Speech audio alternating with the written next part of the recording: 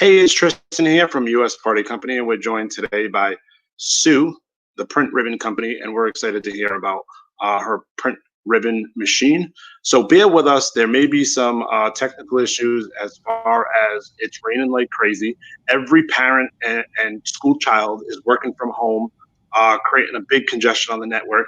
We know how that's going right now, so bear with us, but we'll get through it. So welcome, Sue. Thank you, Tristan. It was a pleasure being here. And challenges, bring them on. Like, haven't we had enough this year? Yes, it's been actually a very, I mean, very challenging year for a lot of people. But I think you have the people who sat back, did nothing, and wanted to collect money, and then you have the people who went out there and really tried hard, and people who are personalizing memories, whether it be through balloons, customized ribbon, all that good stuff. Mhm. So tell us what the Print Ribbon Balloon Company is. Okay, so the Ribbon Print Company is a business that I started about 12 years ago now. I can't believe it's been that long already, but it was based on taking product businesses of all sorts, mostly crafting type initiated businesses, and adding another level of differentiation on top of it to separate yourself from a competitor, to add more value to a product, and ultimately to give that personal impact. Like we all know, our name is the most beautiful word in the English language, right? Like you're automatically programmed when you Yep. hear your name or see your name, it just hits you, right? To be able to add those types of layers to other things that we offer, be it balloons or gift baskets or handmade products that we create. And so that was the intention of the Ribbon Print Company way back when, and it's worked well. It's amazing to think it's been 12 years. So tell us a little bit about, obviously you talked about challenges. So let's start there. What were your challenges in the last 12 years? And I guess let's follow that up with what is your challenge this year? Oh, okay. There's a lot there. Okay, so um, my real challenge when I first started the business, to be quite honest, the reason I started the business is I felt like I could bring something to this industry that was already so new. Like there weren't a lot of people doing this, still aren't today. But I had something that other people didn't have. I had a business overlay and had used it to grow my own business. So I felt like that was the reason why I wanted to enter into this area. I saw what it had done for my business, and I liked the idea of enhancing the business with a higher level of service, higher level of product. But doing that, like, looked like an obstacle that was too hard to overcome. The biggest thing and the biggest challenge, to answer your question directly, was figuring out how the heck I was going to build software. Like, literally, how do you even do that? And my story was crazy. I don't know if that's really what you want to go into today, but it took a long time to figure out. It took one night to figure out the layout of the software, what I wanted it to look like, how I wanted it to be different than what I was seeing with a couple of other people out there. But it was taking what I had on that little piece of paper that I so easily could translate down to actually make it function and work and not crash and do other advanced things I wanted it to do. Super big challenge, but Right. we did it. We did Now, it. did So, you create it yourself or did you get some help or oh my gosh, no, I did not create it myself. I'm not a coder. I don't have the first idea about how to build software. The first thing we had to do was figure out who, and what we found, the biggest thing that we encountered is nobody was really interested in building something that was open box, if you will. Open box meaning this software has to work on any type of a computer, Windows specific, so not Mac, because those are two separate animals. But yep. at that point, Windows specific, but XP, like all the different versions and all the different knowledge levels of how to use computers, right? So it couldn't be that if someone pushed this button and then this button and another person pushed this button and this button, it had to work with all those variations. And not many people want to touch that. Most people want Right. this is how the software works. I'm going to come into your business and teach all your employees how to use this software that I just built for you, and they have to follow it this way, right? That's what I kept encountering. Right. We went overseas. I had feet on the street in India trying to find a developer. They also didn't want to do it. Finally, just by luck, I found someone in the States to get me started. For a pretty penny, I might add, which the whole financial thing was another issue. But I don't necessarily want to say that where there's a will, there's a way, because there were many times I thought it's just not going to be happening for us. But it did. And I'm very proud of it. Now, how many years ago? How many years ago was that? Because let's face it, a programmer back then is not what it costs now. So it cost a lot back then. Six Yep. digits is what I'll tell you. Now, we didn't pay that because I couldn't afford that. So I kind of built it up over time. I mean, once I found that I wasn't going to be able to find anybody to do it, I went back to someone I had initially asked to quote me a job.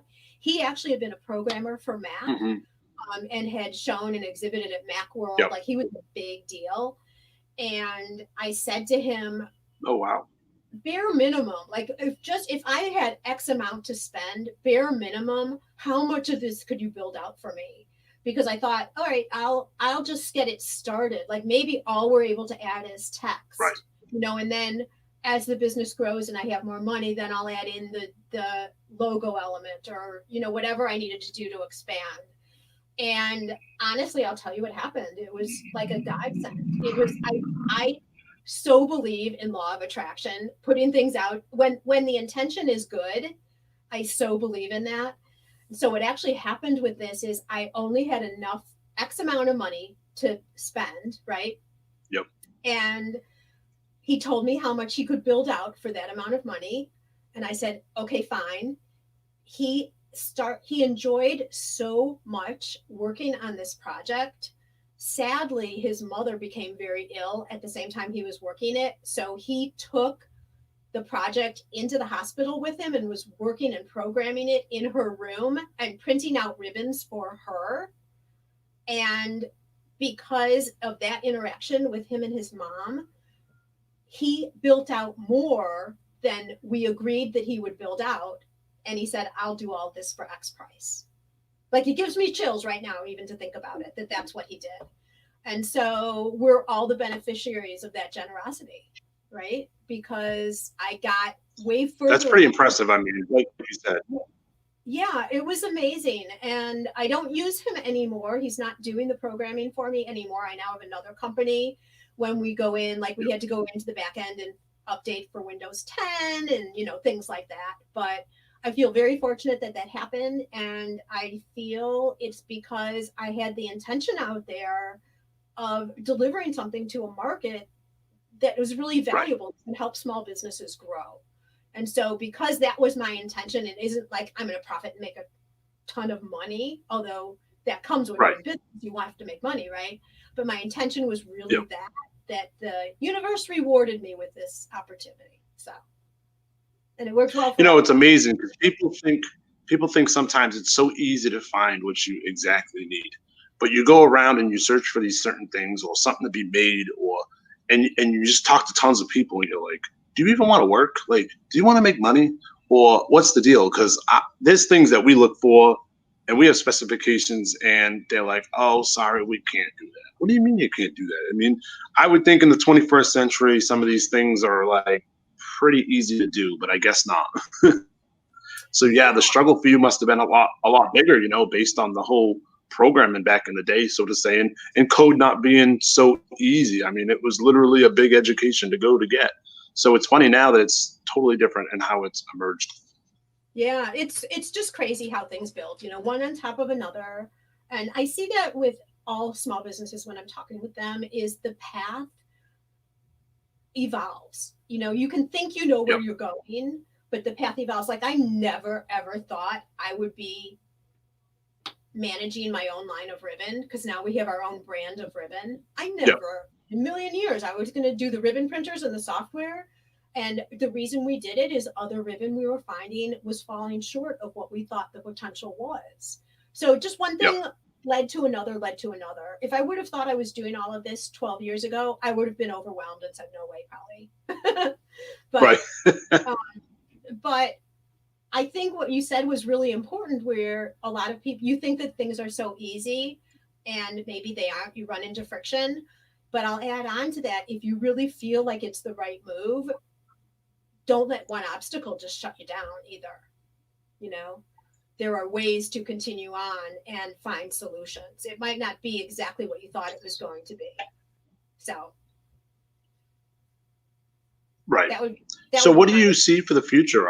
Based on your 12 years of experience in this industry, do you feel it's getting stronger this year based on personalized gifts, personalized items? Because everyone's looking for that little touch, you know. Seems like the florist seems to be doing kind of well, you know. Some of us are definitely emotionally drained. So take us into like what you think this year and like into the future has for printing on ribbon in general. Well, I think for all of us, we're emotionally drained. You know, like this year has been like something we would have never predicted. You know, we're recording this now in November. What are we? End of October, before I Halloween, know. right? We don't even know Of what it is.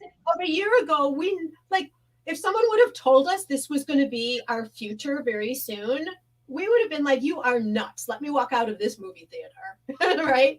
But I think, and seriously, who knew? But I think the future is more and more connecting with our customers and giving what we're all wanting so much right now, which is the connection. And I'm seeing that our product is super solid. When you talk about what's the future of the ribbon print company, our product is super solid right now. The software has everything that it needs. It's been updated for Windows 10. And I continue to talk about the software because the hardware part of it is so minimal in terms of, but the software is where Right. everything is. Like I could change the printers out anytime, adjust the software. It's all about the software, really. But what I see is you can have services, but you have to be promoting your business too. And I think the enhancement of understanding how to run a small business is where our continued future is. That's one of the reasons, and I don't know if we're going to talk about this at all, if we're going to just stay with the ribbon print company, but that's one of the reasons I have my whole gift biz brand is to take people like balloon designers, any type of a handmade product. How do you get visible? How do you separate yourself from other people who are doing something somewhat similar? And I do the air quotes because we all bring our own personality to our businesses. But and that's where the ribbon printer comes in terms of offering different services. But back to the basics of how do you grow a small business? How do you get people to even Yep. know that you exist? Then how do you make connections with those people? And then all the basic requirements of growing a business. So, You know, that's a valid point because when you think about associations and stuff, and you go to a grand opening and they have this like Burrick ribbon and they roll it out, it's red, and they're like, yeah, this is for the grand opening with these nice big scissors, and you're looking at it like, oh, so they give you this red ribbon that has no logo on it. It's like, wait, this is a milestone for a small business generally, or maybe a medium-sized business, and it's not personalized. So tell us a little bit about that other side of your business. I mean, I know you got some podcasts and you got tons of stuff going on, so I don't even know how we found time, but we found time somewhere. um, let me just get back to what you just said really quickly, and then I love Yep. talking about the gift biz brand, so I'm happy to do that. But the grand opening, that whole point in a local community when a new business opens, and you're able to put a logo and the name of that new business, and that's a service that you can provide, that's a way of getting attention when you talk about visibility as a business. So regardless of what other products you have, like balloons, think about it. Grand opening ribbon with balloons also, and you can put a Yep. logo and a name. We have a lot of people who will do the grand opening ribbons, and then those ribbons stay in the stores for a couple of years because as the Yep. date marks the grand opening, like things like that. If you're able to provide that type of thing to your customers, your name's going to get out because people are going to be like, oh my gosh, where did you get that ribbon? right? And Yep. so adding those types of services just enhances your business and brings visibility to your business. Right now in my community, Highland Park, I'm in the office right now. I'm not at home. I'm, both places. I'm looking outside my window right now. The city of Highland Park contacted me and asked me if we could do some type of a promotion with ribbons about all the COVID, social distancing, Highland Park strong. And so there are ribbons Yep. up and down this main street Oh, wow. that we printed for the city that is printed ribbon supporting the community, right? So those are the types of things that you can do to get visibility with something like a ribbon printer when you can offer customization like that. So I just wanted to make that point in terms of how strong that can be. And I have people when I go out walking, I have people who know this is my business. They'll stop me and they'll be like, "Are you? Did you just do those ribbons?" And then they're like, "Oh, can we do them smaller that we could use for our It just the conversation extends upon Yep. upon itself when you have visibility, right? So, you asked about Gift Biz Unwrapped, and I would love to talk about it. I started this actually as an extension of the ribbon print company because we're out at trade shows all the time. That's how normally in a normal life we expose people. Trade show, what's that? Yeah, hello. My favorite thing. I miss them so much. I miss them so much. But when people would come up to the booth, they would say one of two things. They would say, "Oh my gosh, this is so cool," because we would print right there at the shows. Yep. When my business gets big enough and I have enough money, I want to buy this printer. Like I want these services. So we'd either hear that or we'd hear, "Oh my gosh, this is so interesting. Once I start my business, I really want to think about how I could apply this." And so that would inevitably lead into a conversation about, well, what's your business? How do you want to start? Like all those things. And what I identified there is there are so many people out there who have such talent, have great ideas for great businesses, don't know how to start. Or if they start, don't know how to grow it so that it can be profitable. And so that's when I'm like, I know how to do this. This is what I used to do in my corporate life. So then I started my podcast 5 years ago, almost, 5.5 already. It's called Gift Biz Unwrapped. There's the logo right there. iTunes, if you're on iTunes, you'll see that logo. And we talk with other handmade product business owners and how they've started their business or services. Or like we just did a podcast a couple weeks ago, 2 weeks ago now, on keeping your sanity and reducing your stress for holiday sales, so that you are the best you can be for holidays. That was a huge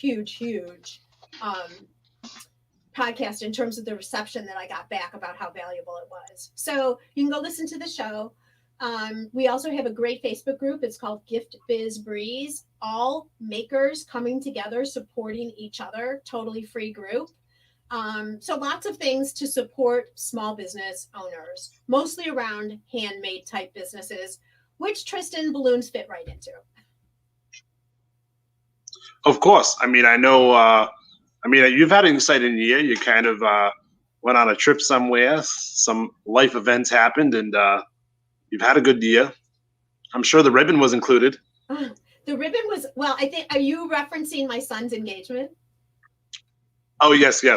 I think it was in Mexico, you said. Yeah, we went to Mexico. I told my son that he now has firm evidence that I will risk my life for him because I traveled during COVID, which, unless he was getting engaged, I would not do. I would not be traveling.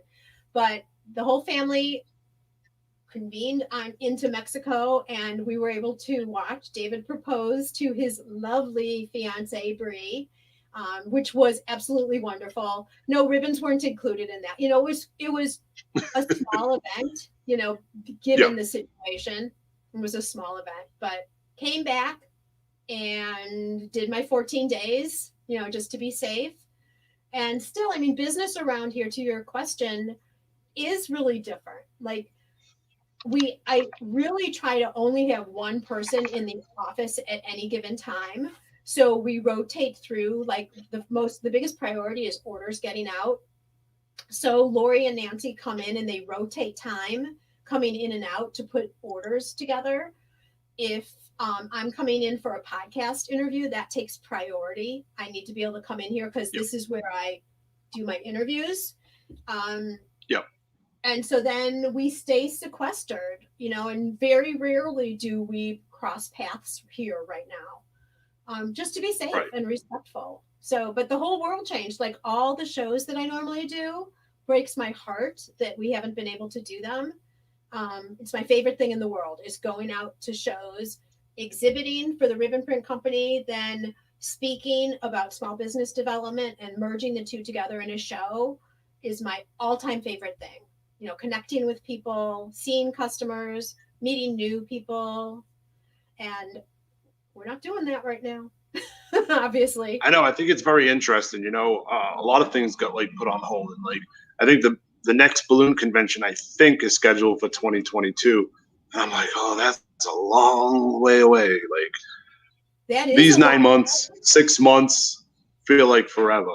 You know, everything's kind of on the virtual side. I mean, and you don't get the same as meeting a new customer, meeting a potential new person, showing your product in person. I mean, yeah, you can. Video's great, but to actually see it in action is knowing, like letting people play with whatever you do plays a part in all that. And when you can't have that interaction, I mean, it hurts all of us. I mean, let's face it, the balloon industry, I don't know about the ribbon, but I know the balloon industry has suffered with massive amounts of products out of stock.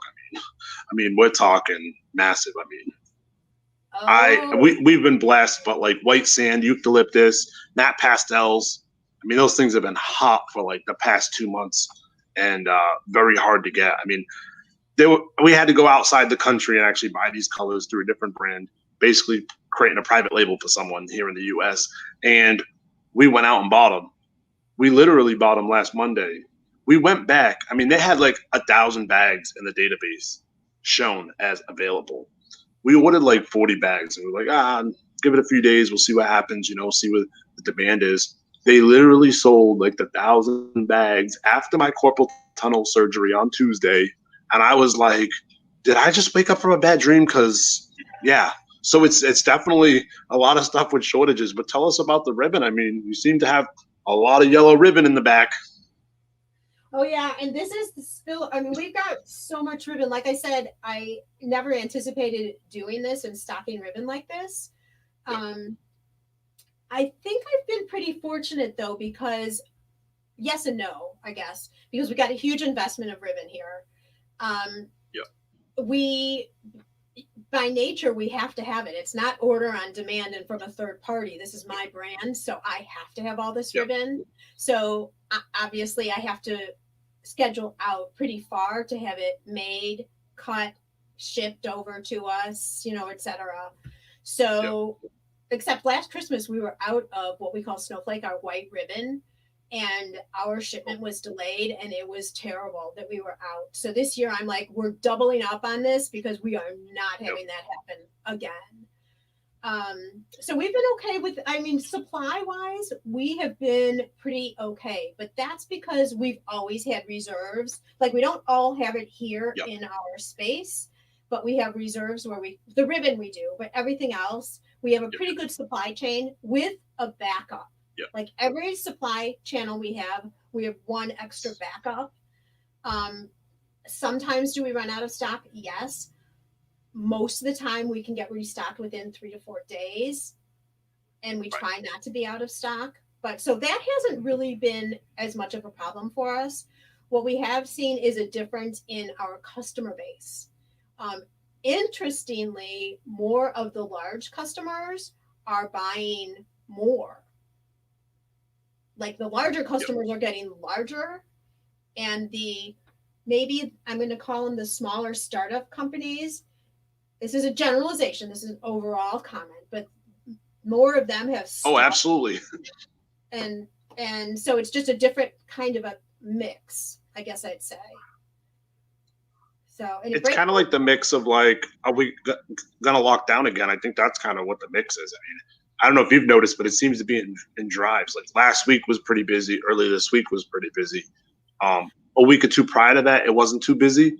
But I mean, it seems to be in droves, you know. I mean, it's really kind of strange. I mean, I hate to Yeah, admit this, but we've probably added, we'll probably be at 500 new products by the end of next week because of COVID, if that makes any sense, which makes no sense to me. But anyway, I'm just a business guy trying to figure out what we're buying next. But COVID yeah, really created that supply chain issue big. yeah. I hear that they're not going to have foil balloon numbers until, say, the end of the year. We're talking how many people are going to miss out on New Year's sales. So we Mhm. have spent, like you said, double up, triple up, spent a lot of money to have it in stock because we are in some really hard times with product in general. It blows my mind. Well, in a way, I'm not going to say this is a good thing, but in a way, your problem is fulfilling the demand, which means you've got the business, right? So Yes, that's kind of a good thing, yes. I guess I would say. It kind of brings me back to yeah, it kind of brings me back to, I believe the year was 2014. We were a third party Amazon seller, and we actually were shut down for a little while because our sales velocity was so high. And that year, we bought a container of an item from a US company who had it produced in China, and it was Disney Frozen. And I will never forget that we broke the sales velocity for selling over 700 of the same item in one day. We used to have the postal service come in a big truck 2-3 times a day.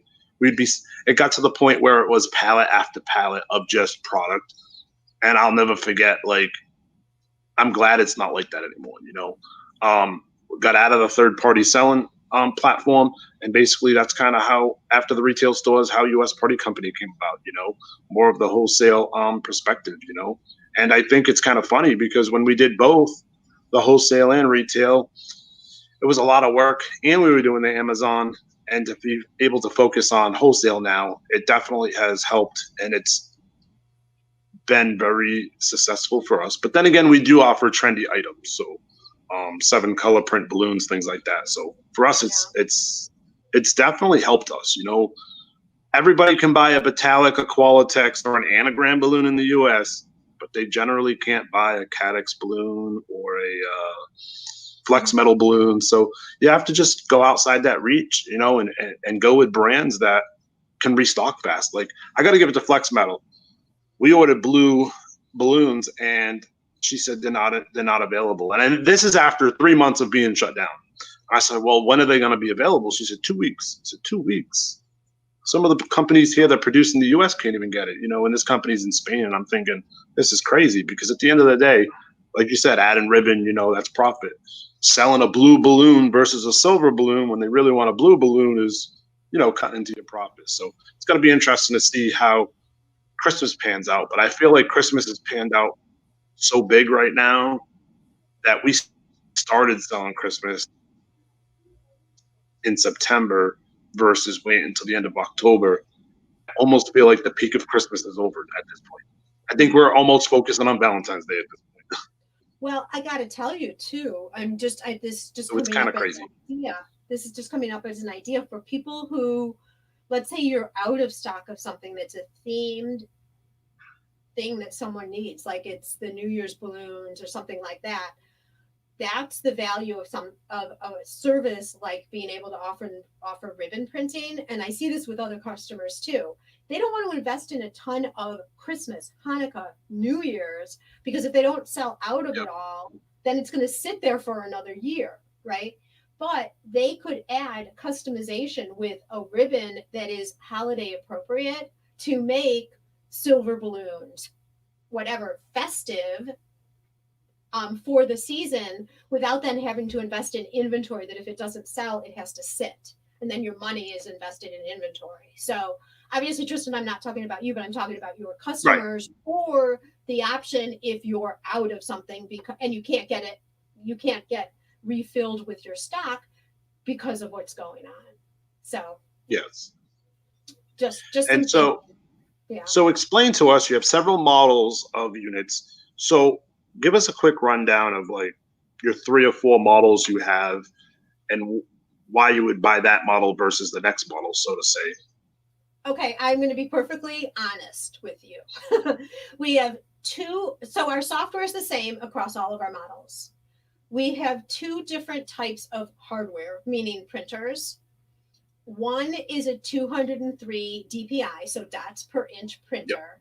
This is the one that everyone's been selling forever. Like I said, the software is more important than the hardware, but we're all selling the same one because there's only a few of us, right? But we all sell this one because it works. It's a workhorse.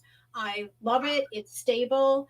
It seems to be that the lifetime of a printer is between 8 to 10 years before the motor starts giving out. So that's one of the printers we sell. It's a 203 DPI. The other one is a 300 DPI. And that's the black model. The only reason I sell that one is because people in the promotional industry won't even talk to you unless you have, I mean, it's a spec. All it is a spec. Like specifications, if it's not at least 300 DPI, they're not interested. So that is the only reason I sell it. And honestly, there is not that much difference between the two. If someone were to call me, anybody, seriously, even in the promotional industry, I would say go with the 203. It's a more stable printer. Having said that, we sell equal of both. We sell 50-50, not one more than the other. One is more expensive than the other, but we sell about 50-50. The other thing that I'll say about both of those is we also have, only ones in the industry to do this, an online training program that you can, when you purchase it at the same time that you're buying a ribbon printer, you get it at a discount. And what that allows people to do, we have a lot of people who use the printer in their retail shops or craft studios or wherever. But think about it. You don't want to have to train if a retail employee is replaced and they're the one who does the printing of the ribbon. You don't want to have to, as the business owner, be the one to go in and have to train someone how to use the printer. So this is an online. Nobody got time for that. Pardon me? Nobody got time for that. No one has time for that. You're right. But so, and you don't want to have to try and figure it out if you're starting to use like a different part that goes in the printer or something like that. So the training program, we always highly recommend. It's not just, well, how do you use a software program? It's how do you input the parts so that you print right, troubleshooting, all of this stuff. So if anyone were ever to ask me which machine I would recommend, it would be what we call our Classic Plus, which is the 203 DPI machine with the training program. It's very simple. Meanwhile, if people want to spend more money and get the upgraded machine, we'll sell it to them, but they don't need it. Right. So that's my honest to gosh truth opinion. So tell us a little bit in general about. I brought some samples here. Do you want to see some of these? Oh, yes. Because I wasn't. I'm sure they want to see. I wasn't. Since we can't go to a trade show to 2022, we all want to see something. Okay, but you can also see videos on my website. So the Ribbon Print Company, what Tristan has up there right now, you can go to the website, and if you hover over the top bar, you'll see one says customer support and one says design ideas. And there is a video there that shows you the ribbon printer in action. So it shows you the software, it shows you the printer, etc. But now I'm just trying to think of things that applied to ribbon. But so this is obviously just a cookie, but you could do things like this for, new birth announcements, baby girl or boy parties, especially now people are doing the signs on the lawn type thing with the balloons, right? So you could do larger ribbons. This is obviously on a cookie, but you could do larger ribbons that say the child's name, or it's a boy like you're seeing here, things like this. I just thought I'd bring this out because this is also kind of themed for the holidays. I didn't bring out anything that has metallic print because metallic doesn't show real well with the lights, but you can do things like this. You can also do, and this is really interesting for balloons. I don't have a balloon in here. Wait. Stickers. This is a sticker. So you could do stickers on balloons that have some type of a special message or logo on it as well. So it doesn't. And I'm sure with all the people who do balloons and they have their Cricut or Silhouette machine, I'm sure that's going to be no problem making some snowflakes and whatnot for stickers. Right. Or if you don't want to take the time with the Silhouette, then you can just do it with a ribbon printer. So different options. I mean, I love the Cricut. So I like it, but when the introduction of the Floto balloon came out and you could just put the picture on a balloon through the printer, that was even better. Perfect. There you go. Perfect. So any last things you'd like to say about the gift industry in general? And like you said, someone new who doesn't know whether a ribbon printer is right for them yet. I mean, there's a lot of people in balloons, a lot of people in gift, everybody in gift baskets, really new right now. Everyone's trying to make a buck. It's a very hard situation. Tell us a little bit about what kind of advice you would give to someone who really is new at looking to enhance their business, bring their business to the next level. So we've talked a lot about how the ribbon printer as a product can separate you from your competitors. But I guess what I'd really say, if I want to give the most value here, would be right now is such a crazy time. What do you offer as a business? Balloons, gifts, all that you do. What is your customer needing the most right now? We're doing a lot of events out of the house, smaller events. We're doing things, we're searching as humans for things that make us feel good. So celebrations of some sort, different things to celebrate. We're having to celebrate from a distance, right? Like when you are promoting your products, think of what your customer is needing and speak to that. Are you not able to get together with the big family roundup this Thanksgiving like you usually can? Let's bring some love and joy with whether it's balloons or gifts or whatever, and customizing it with messages of love and the names of family that usually you're all together, or pictures on a ribbon that attach to a gift if you're talking ribbon printer. But my whole point is, ribbon printing or not ribbon printing, where is your potential customer in terms of their mindset, and what value does your product give them that would want them to buy the product and use it? And you have to tell them. I think sometimes we think it's obvious that what our products do, but you really have to speak the words to them for people to get it. Yep. And I think a lot of people are fearful. They don't want to take advantage of the situation right now. But if you have a product that puts a smile on someone's face, which balloons, hello, right? That's what it's about by nature. You should be promoting and showing the capabilities and offering what you have and explaining why it's so helpful. We all are looking for smiles. We all are looking for acts of love. We've got the election coming next week. All of us are anxious regardless of what side you're on. Right? Social unrest, all of that. We need these little feel-good events. And to be able to do something that puts a smile on someone's face, but then even touches them deeper because their name is on it, or a company logo is associated with it, or the message that you just thought of somebody just because, is what we all need right now. And all of us here, if you're watching, have businesses that can do that in one way or another for somebody. And that's the message we need to be getting out. It's about our products, but it's more about the feeling that we can produce in other people by sharing our products with them. That's what I would say. I agree with that. So I'm going to be real honest. This chair behind me was literally to be thrown in the dump. But I pulled out the sewing machine and I sewed it and I refabricated the whole thing because my buddy said that his dad said it'd be cheaper for me to get a new office chair than it would be for him to refabricate. And I was like, you know what? I'm going to refabricate this thing. And so that's the patriotic chair. So when you come, we have 2 of these now.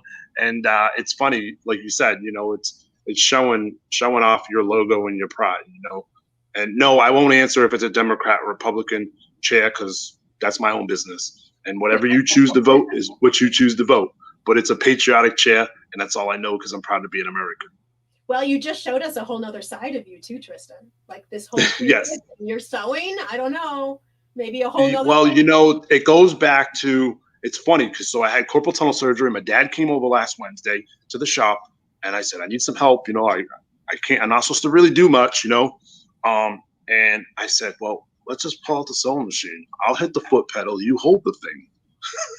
Oh, Me man, and my dad finished the second chair while I hit the foot pedal, and he held the whole thing for me. So it's kind of funny, but back in September 11th, we actually sewed American flags on a sewing machine. And my dad told me, he goes, I haven't been sewing for like 19 years now, whatever it was. I was like, Dad, it's a sewing machine. It does all the work. What part don't you remember? And it's funny because we finished this second chair and the bobbin ran out as the last piece got sewed. And I was like, are you serious? Because I'm like, we're not bobbing this thing up again. Yeah. But so quick little story about how you can still sew with other people if you have an injury like me. Well, from one wrist surgery to another. How's that? Yes. Well, because we're only going to transfer from this arm to that arm anyway.